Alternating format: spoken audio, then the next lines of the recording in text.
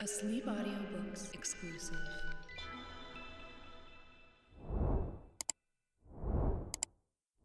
The Secret Adversary by Agatha Christie. Read by Luke Roberts for the Sleep Audiobooks YouTube channel and sleepaudiobooks.com. Chapter 2. Mr. Whittington's Offer. Tuppence turned sharply, but the words hovering on the tip of her tongue remained unspoken, for the man's appearance and manner did not bear out her first and most natural assumption. She hesitated. As if he read her thoughts, the man said quickly, "I can assure you I mean no disrespect." Tuppence believed him. Although she disliked and distrusted him instinctively, she was inclined to acquit him of the particular motive which she had first attributed to him. She looked him up and down. He was a big man, clean-shaven, with a heavy jowl. His eyes were small and cunning, and shifted their glance under her direct gaze. "Well, what is it?" she asked. The man smiled.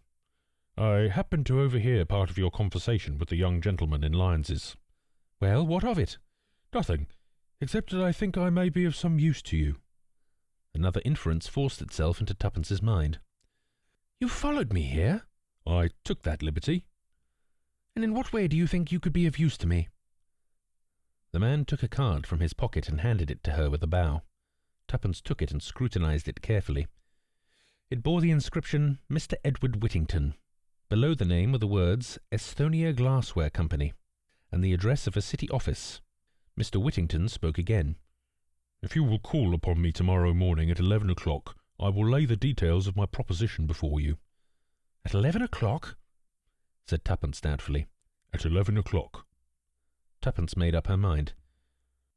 "Very well, I'll be there." "Thank you. Good evening." He raised his hat with a flourish and walked away. Tuppence remained for some minutes gazing after him. Then she gave a curious movement of her shoulders, rather as a terrier shakes himself. "The adventures have begun," she murmured to herself. "What does he want me to do, I wonder? There's something about you, Mr. Whittington, that I don't like at all. But, on the other hand, I'm not the least bit afraid of you, and as I've said before, and shall doubtless say again, little Tuppence can look after herself, thank you." And with a short, sharp nod of her head, she walked briskly onward. As a result of further meditations, however, she turned aside from the direct route and entered a post office. There she pondered for some moments, a telegraph form in her hand. The thought of a possible 5 shillings spent unnecessarily spurred her to action, and she decided to risk the waste of 9pence.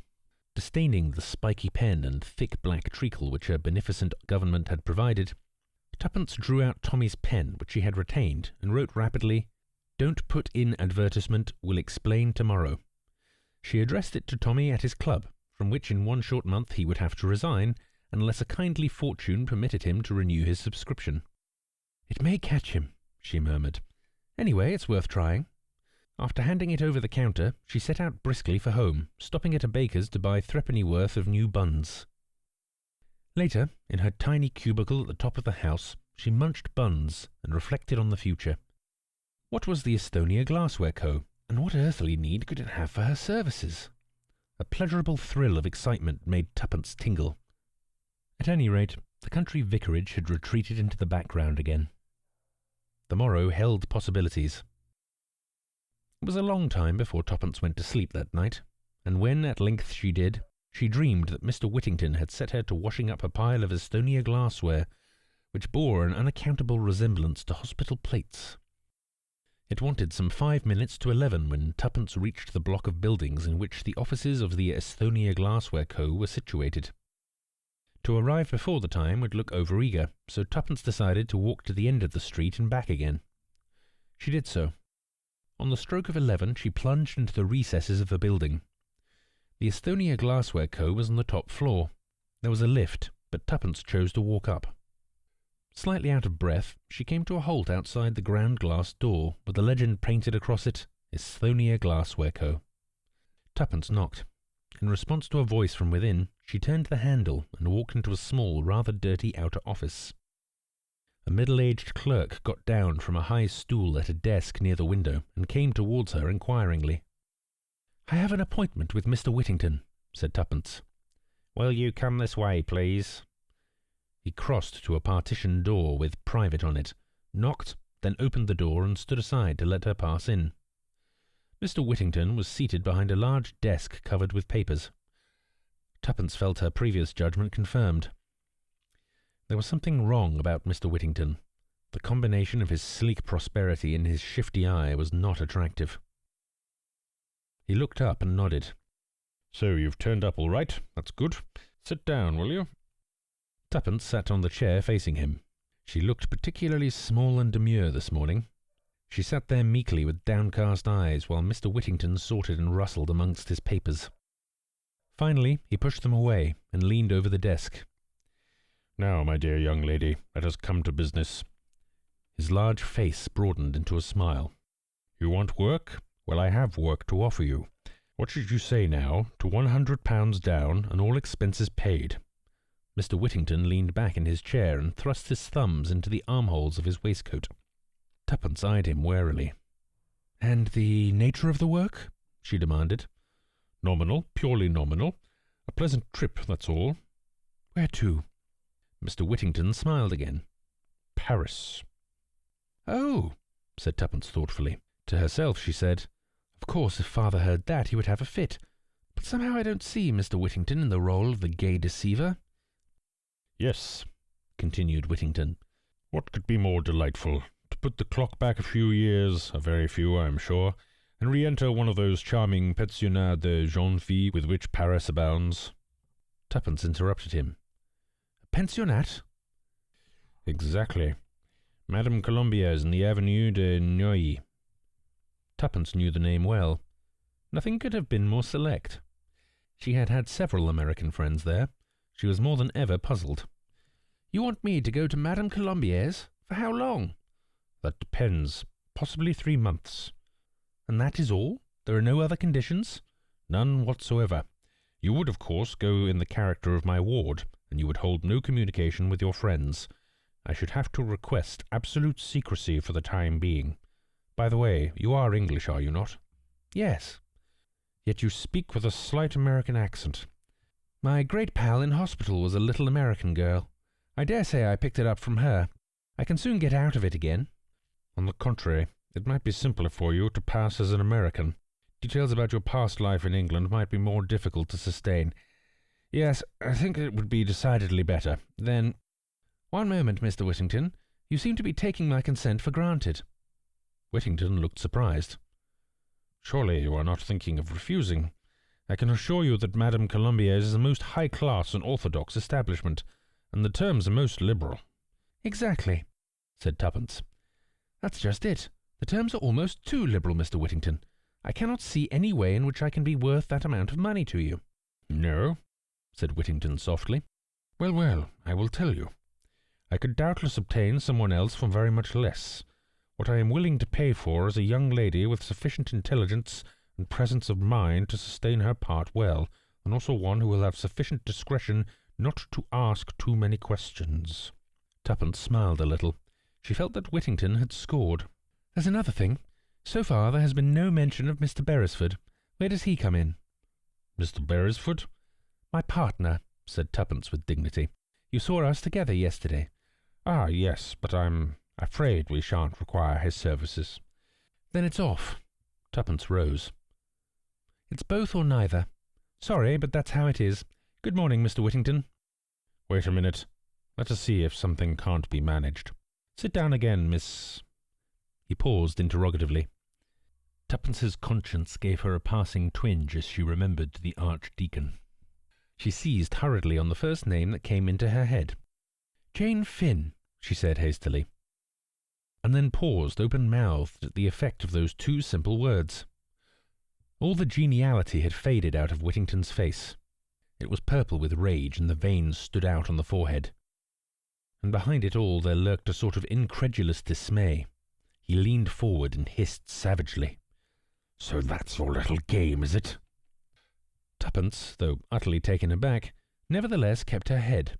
She had not the faintest comprehension of his meaning, but she was naturally quick-witted, and felt it imperative to keep her end up, as she phrased it. Whittington went on. "Been playing with me, have you? All the time, like a cat and mouse. Knew all the time what I wanted for you, but kept up the comedy. Is that it, eh?" He was cooling down. The red colour was ebbing out of his face. He eyed her keenly. "Who's been blabbing? Rita?" Tuppence shook her head. She was doubtful as to how long she could sustain this illusion, but she realized the importance of not dragging an unknown Rita into it. "No," she replied with perfect truth. "Rita knows nothing about me." His eyes still bored into her like gimlets. "How much do you know?" he shot out. "Very little indeed," answered Tuppence, and was pleased to note that Whittington's uneasiness was augmented instead of allayed. To have boasted that she knew a lot might have raised doubts in his mind. "Anyway," snarled Whittington, "you knew enough to come here and plump out that name." "It might be my own name," Tuppence pointed out. "It's likely, isn't it, then, that there would be 2 girls with a name like that? Or I might just have hit upon it by chance," continued Tuppence, intoxicated with the success of truthfulness. Mr. Whittington brought his fist down upon the desk with a bang.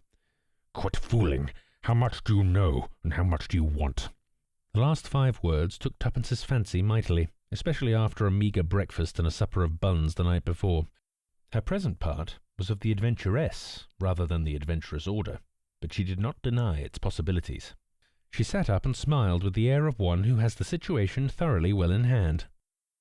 "My dear Mr. Whittington," she said, "let us by all means lay our cards upon the table, and pray do not be so angry. You heard me say yesterday that I proposed to live by my wits. It seems to me that I have proved I have some wits to live by. I admit I have knowledge of a certain name, but perhaps my knowledge ends there." "Yes, and perhaps it doesn't," snarled Whittington. "You insist on misjudging me," said Tuppence, and sighed gently. "As I said once before," said Whittington angrily, "quit fooling and come to the point. You can't play the innocent with me. You know a great deal more than you're willing to admit." Tuppence paused a moment to admire her own ingenuity, and then said softly, "I shouldn't like to contradict you, Mr. Whittington." "So we come to the usual question. How much?" Tuppence was in a dilemma. So far she had fooled Whittington with complete success, but to mention a palpably impossible sum might awaken his suspicions. An idea flashed across her brain. "Suppose we say a little something down, and a fuller discussion of the matter later." Whittington gave her an ugly glance. "Blackmail, eh?" Tuppence smiled sweetly. "Oh, no. Shall we say payment of services in advance?" Whittington grunted. "You see," explained Tuppence still sweetly, "I'm so very fond of money." "You're about the limit, that's what you are," growled Whittington with a sort of unwilling admiration. "You took me in all right. Thought you were quite a meek little kid with just enough brains for my purpose." "Life," moralized Tuppence, "is full of surprises." "All the same," continued Whittington, "someone's been talking. You say it isn't Rita? Was it? Oh, come in." The clerk followed his discreet knock into the room and laid a paper at his master's elbow. "Telephone message just come for you, sir." Whittington snatched it up and read it. A frown gathered on his brow. "That'll do, Brown. You can go." The clerk withdrew, closing the door behind him. Whittington turned to Tuppence.